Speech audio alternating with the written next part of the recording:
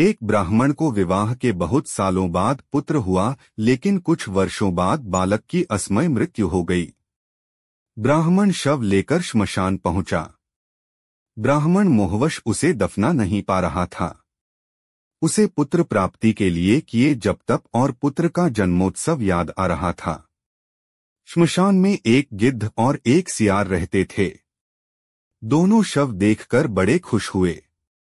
दोनों ने प्रचलित व्यवस्था बना रखी थी, दिन में सियार मांस नहीं खाएगा और रात में गिद्ध।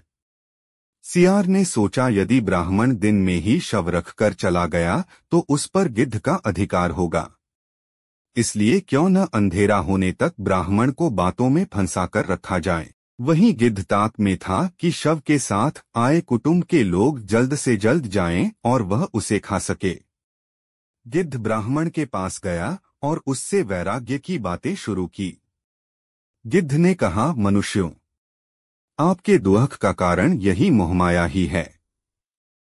संसार में आने से पहले हर प्राणी की आयु तय हो जाती है। संयोग और वियोग प्रकृति के नियम हैं। आप अपने पुत्र को वापस नहीं ला सकते, इसलिए शोक त्याग कर प्रस्थान करें। संध्या होने वाली है। संध्या काल में श्मशान प्राणियों के लिए भयदायक होता है, इसलिए शीघ्र प्रस्थान करना उचित है। गिद्ध की बातें ब्राह्मण के साथ आए रिश्तेदारों को बहुत प्रिय लगी। वे ब्राह्मण से बोले, बालक के जीवित होने की आशा नहीं है, इसलिए यहाँ रुकने का क्या लाभ। सियार सब सुन रहा था। उसे गिद्ध की चाल सफल होती दिखी तो भागकर ब्राह्मण के पास आया। सियार कहने लगा, बड़े निर्दयी हो। जिससे प्रेम करते थे उसके मृत देह के साथ थोड़ा वक्त नहीं बिता सकते, फिर कभी इसका मुख नहीं देख पाओगे। कम से कम संध्या तक रुककर जी भर के देख लो।